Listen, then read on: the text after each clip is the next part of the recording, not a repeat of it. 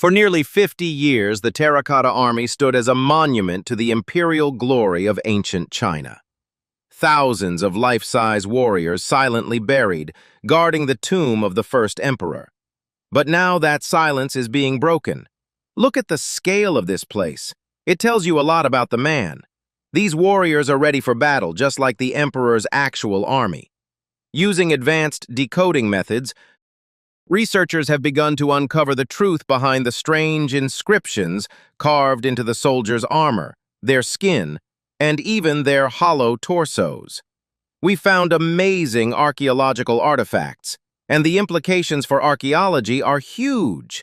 It's going to be truly revolutionary. What they're finding isn't what anyone expected. These markings, once thought to be simple or meaningless, are revealing something far more complex. Some experts believe they were never meant to be read. Others say they were warnings. Whatever their purpose, one thing is certain. Once the messages began to make sense, the story of the Terracotta Army changed forever. History and discovery. In 1974, a group of farmers digging a well in Lintong County near Xi'an in central China made an unexpected discovery. Breaking through the hard earth, they unearthed pieces of clay figurines. At first, they assumed the fragments were part of an ancient kiln or a common burial object. But when archaeologists were alerted and began examining the site, it became clear that this was no ordinary find. What the farmers had discovered was the edge of one of the world's most important archaeological sites. The excavation quickly expanded under the supervision of Chinese authorities. What emerged from the ground astonished experts. Sensing he had stumbled upon something significant, Yang carried it back to the village, but everyone was terrified to touch it. Thousands of life-size clay warriors, each with individual facial features, hairstyles, and expressions, were buried in rows. They were arranged in full battle formation, with horses, chariots, and weapons. Over time, more than 8,000 soldiers, 130 chariots, and 670 horses were identified. They weren't part of a battlefield, but rather an army built to protect something or someone very important. This army was built to accompany the first emperor of China, Qin Shi Huang, into the afterlife. Qin Shi Huang is literally the first emperor of China. He established the Qin dynasty in 221 BC. Qin Shi Huang was the ruler who first unified China in 221 BC. After achieving control over the warring states, he initiated a series of massive construction projects, including roads, canals, and an early form of infrastructure. His mausoleum was the largest and most ambitious of all. The Terracotta Army was built just outside his main mound, acting as a protective force for his tomb. The scale and detail of the army astonished archaeologists. By the time of the first emperor, it was clear that you couldn't literally kill an entire regiment. Each warrior was handmade. No two were exactly alike. There were soldiers of different ranks, each depicted with appropriate armor, hairstyles, and body language. Some appeared calm, others serious. Some had mustaches, while others were clean-shaven. The artisans even gave the warriors different body types and hand positions. It was clear that this was not just a set of mass-produced statues. Significant effort and thought went into making the army look realistic. Weapons were also discovered among the statues. Bronze swords, spears, and crossbows were buried with the warriors. The king lured them into a trap and then attacked with his devastating archers. Some of the weapons were still sharp, thanks to the advanced metal preservation techniques used at the time. This showed that the army was not just symbolic. It was designed to function as a real military unit in the afterlife. The emperor's tomb, located nearby, has not yet been opened. Ancient texts claim that it contains rivers of mercury, mechanical traps, and a complete model of his empire. Out of concern for preservation and safety, archaeologists have refrained from opening the main tomb. So far, they have focused on the surrounding pits where the Terracotta Army is located. The discovery of the Terracotta Army changed what historians knew about the power, organization, and beliefs in the afterlife of ancient China. But one part of the site sparked quiet curiosity from the start. Some of the statues had unusual, small markings. Inscriptions were placed in hidden areas. At first, these were ignored, but as more were found, their presence became harder to dismiss. This mystery would become the focus of the next phase of research. The mysterious inscriptions. Shortly after the Terracotta Army was discovered, archaeologists began noticing small marks carved into some of the statues. These marks were not large or decorative. They were small, often hidden on the backs of armor plates, inside limbs, under feet, or even inside hollow torsos. At first, they seemed unimportant. Some researchers believed they were simple workshop stamps used to identify artisans or production units. Others thought they were inventory marks or part of a numbering system to organize the enormous construction effort. However, not all the inscriptions fit these explanations. Some of the marks did not match known Chinese characters from the Qin dynasty. Some symbols were irregular or seemed to appear only once across the entire site. Some were scratched in odd places that couldn't be seen without dismantling the statues. This made them difficult to study, and for years they received little attention. They have gradually revealed small clues that the Terracotta Army originally looked very different from what we see today. Most archaeologists focused on the visible elements of the site, the layout, the artistic details, and the connection to the emperor's tomb. The mystery deepened when researchers noticed that some inscribed statues seemed to follow no pattern at all. In many cases, soldiers standing side by side had completely different sets of markings. Some figures had multiple markings, while others had none. In certain pits, the inscriptions seemed to cluster in strange ways, suggesting an intentional design that no one could yet decipher. Attempts to categorize the symbols led to further confusion. Some markings were clearly written in the standard Keen seal script, which was the official writing system used by the government. These were easier to translate and generally referred to workshops or foremen's names. But other markings were distorted versions of known characters or completely unrecognizable. Some experts questioned whether they were characters at all. In the 1990s, some scholars began to raise concerns in internal reports. They suggested that at least some of the inscriptions might have non-administrative meanings. One report raised the possibility that the symbols reflected ceremonial instructions or coded language. However, these ideas were not widely accepted, and the reports remained unpublished. Part of the problem was access.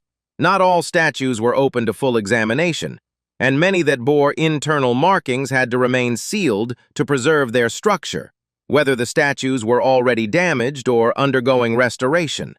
As a result, knowledge about these inscriptions remained limited for decades. Although the markings were rarely discussed publicly, they remained in the background of research on the Terracotta Army. Some experts casually referred to them as anomalies. Others quietly collected photographs and transcripts for later study. Still, there was no complete explanation. The markings were clearly real, but their purpose, meaning, and location remained unknown. That uncertainty led to something shocking. People began suggesting that the inscriptions were never meant to be understood in the first place. Some researchers began proposing unsettling theories that were never officially accepted or fully investigated. These theories suggested that the inscriptions weren't just records of names or workshop codes, but were written for a very different purpose, one connected to ritual control, spiritual confinement, and possibly even curse-based burial practices. These ideas were shared quietly, sometimes submitted for review, but never made it into the public academic record. Though unverified, they are still discussed in private circles and remain part of the great mystery. The first and most widely whispered theory came from a linguist working with a regional archaeological team. According to people familiar with the project, this researcher believed the markings followed a phonetic sequence similar to a chant or spoken ritual. He allegedly claimed that several patterns of repeated symbols resembled ancient codes. Oral inscriptions used in funerary rites intended to seal souls within specific objects. The suggestion was that these markings were not meant to be read silently, but rather recited aloud in a ritual setting during the burial. The aim, according to the theory, was to bind the spirits of the dead to the clay figures, compelling them to remain as eternal guardians of the emperor in the afterlife. Another theory, also never published, came from a visiting scholar specializing in early Taoist funerary texts. He believed the symbols were part of a formula for restraining spirits, intended to prevent the dead from returning or seeking revenge. He claimed that a particular pattern found only on statues of officers and generals closely matched the structure found in a rare ritual manuscript used to bind restless souls to specific objects. According to second-hand accounts, their working theory was that the Terracotta Army not only represented soldiers, but actually served as vessels to trap the souls of damned men, possibly the very workers who died constructing them. A third, more extreme theory, circulating only in private communications, suggested that the inscriptions were directional spells, written in a specific sequence across different pits. The idea was that each pit functioned as part of a larger design, with specific incantations encoded in the statues to maintain control over something buried deeper, possibly within the emperor's sealed tomb. These life-size statues of infantry, generals, and even horses represent the faces of the emperor's actual army. Although this theory lacked physical evidence, some claimed that the repeated symbols across the pits pointed to a larger pattern that had to be read spatially, not just line by line. None of these theories have been confirmed.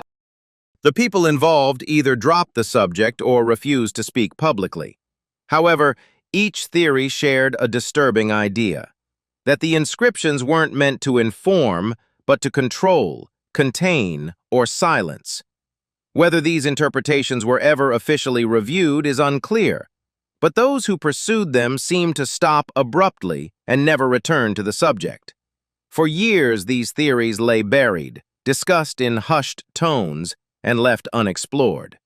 But now, artificial intelligence has finally unlocked the surprising truth behind the inscriptions. Before these breakthroughs, however, there were rumors of people attempting to physically test the meaning of the inscriptions. And according to those who remember, the consequences were strange, unsettling, and in some cases, deeply alarming. Rumored attempts that went too far.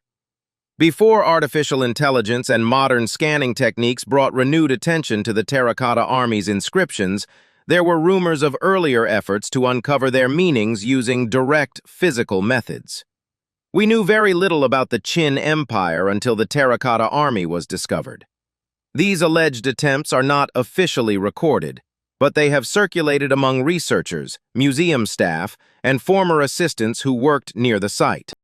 Although unverified, the stories raise questions about what might have been discovered and why those efforts abruptly ceased.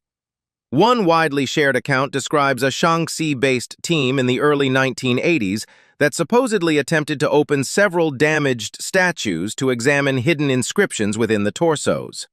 According to a former lab assistant, the group believed that internal markings out of sight from the surface might contain more complete or secret information. The project reportedly ended abruptly after several people resigned or fell ill under unexplained circumstances. No reports were ever made public, and the tools and statues involved were reportedly removed from storage shortly afterward. Another rumor involves a small university research group in the late 1990s that supposedly used acoustic scanning to search for internal markings without damaging the statues.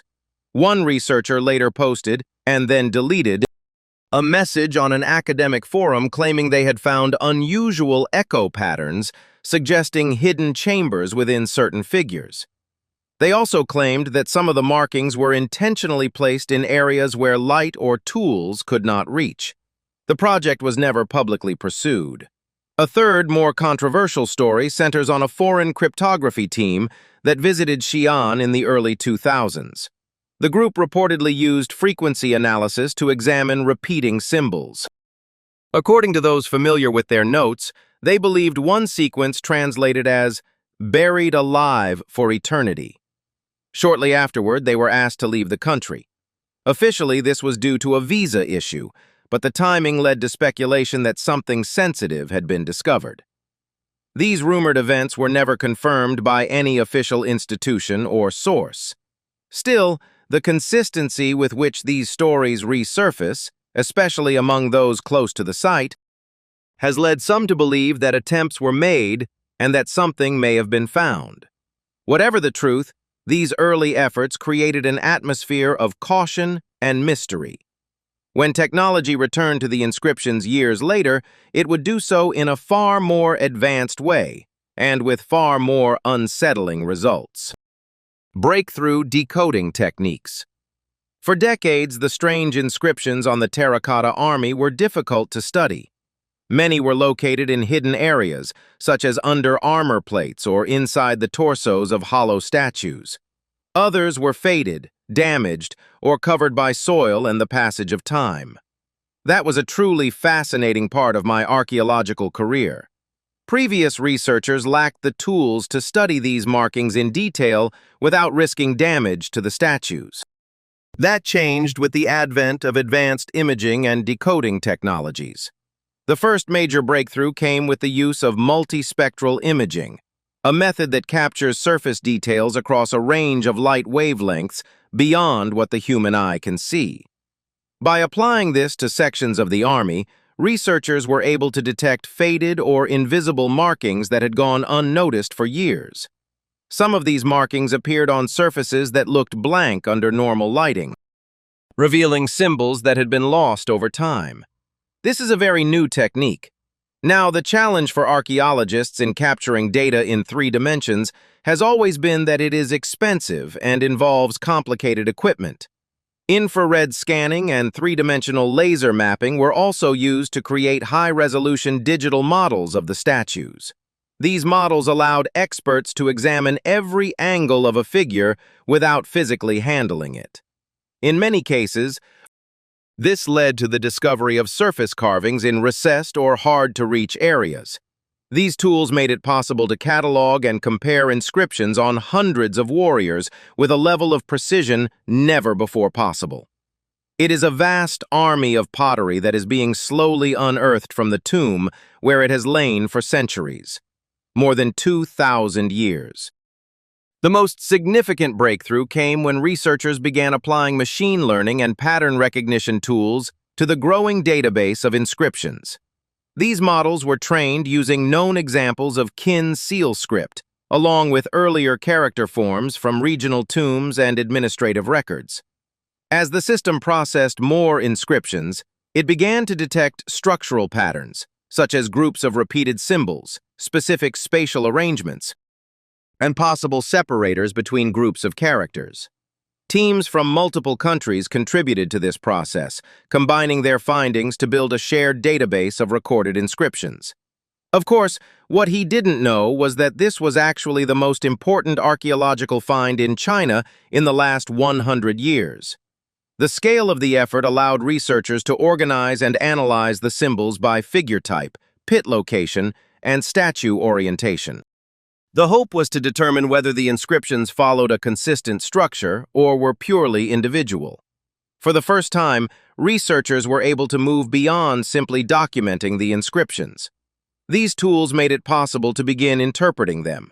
The focus now shifted from identifying the symbols to understanding what they truly meant and what they might reveal about the people who created them. Disturbing messages revealed. Once the inscriptions were digitally reconstructed and processed through translation models, researchers began receiving their first comprehensive interpretations. The results were not what they expected. When the dust settled after this excavation, archaeologists uncovered more than 8,000 of these terracotta statues. Instead of administrative codes or ceremonial names, several inscriptions appeared to contain messages that were emotional, personal, and deeply unsettling. Some seem to have been written by those who worked on the statues. Others appeared to be formal statements. In both cases, the tone was not reverent. It was fearful. One phrase was found repeated in several places, always within the torso or beneath the armor plate of a warrior statue. The translation was simple: constructed by suffering. It was not part of a name or a workshop mark. There was no indication that it was meant to be seen. It was hidden. Another message was found on a figure believed to represent a high-ranking official. Inside its ribcage, carved in smaller characters, was the phrase, "He took my name and burned it to stone." Researchers debated whether this was a symbolic phrase or a literal statement from a worker. We find amazing archaeological artifacts, so I don't think we can guess what's buried throughout the entire tomb complex. Either way, it didn't resemble any formal inscription from the known king texts. Other messages were even more direct. On a broken statue found near the edge of Pit 2, a vertical string of characters was discovered beneath the left arm. The translation was, "Here lies death and those who served her." It was followed by an illegible group of markings that could not be deciphered due to damage. The most debated message was found inside the foot of one of the kneeling archers. Hidden in a location almost impossible to see without scanning, the inscription read, "I labored until my hands broke. Let it walk over me forever." Some interpreted it as a sign of forced labor. Others believed it might have been written by someone who viewed their work as a sacrifice. Either way, it conveyed a sense of loss and submission. These deciphered phrases shocked those involved in the project. The inscriptions were not neutral. They reflected pain, possibly even resistance or punishment. Although the full context of these messages is still debated, their tone was clear. They were not written for honor or remembrance. They were written to be hidden. And now that they have been discovered, attention has turned to the people behind them and what their lives might have truly been like. So far, only a small portion of this information has been made public. Most of it continues to circulate quietly among those closest to the research, but interpretations are beginning to trickle out, and the full impact of what they reveal may only be beginning. Historical and human implications. The construction of the Terracotta Army was only one part of a much larger endeavor ordered by China's first emperor, Qin Shi Huang. Qin Shi Huang is literally the first emperor in China. His reign was marked by large-scale projects that transformed the country. These included the early stages of the Great Wall, a vast national road network, a unified system of weights and measures, and most notably, his enormous underground mausoleum. To complete these projects, the emperor relied on a workforce composed of soldiers, convicts, conscripted peasants, and prisoners of war. Modern scholars estimate that these projects required the labor of hundreds of thousands of people, many of whom did not survive. Historical records from the Han Dynasty, especially the accounts of the great historian Sima Qian, described the harsh conditions faced by the workers. Laborers were forced to dig deep into mountains, carry heavy materials, and carve statues under constant pressure. Records mention brutal punishments, including beatings, sentences of forced labor, and, in some cases, execution for minor errors or escape attempts. Sima Qian also claimed that the workers who helped build the emperor's tomb were buried alive to prevent them from revealing its secrets. The secret to this rammed earth construction is to build it in small layers. Although this claim remains archaeologically unconfirmed, it has become one of the most debated aspects of the emperor's legacy. In recent years, some scholars have re-examined these historical accounts alongside the physical evidence at the Terracotta Army site. While no mass graves have been officially discovered near the pits, some fragments of human remains have been found in the area, raising questions about who might have been buried alongside the clay warriors. Others point to the lack of identifying marks on most of the statues as further evidence that the workers were never meant to be remembered. If the recently deciphered inscriptions are accurate, they may offer something that has never existed before: first-person messages from the people who built the army. Although their full meaning is still debated, Even the possibility that these messages reflect the workers' actual experiences has sparked a broader conversation.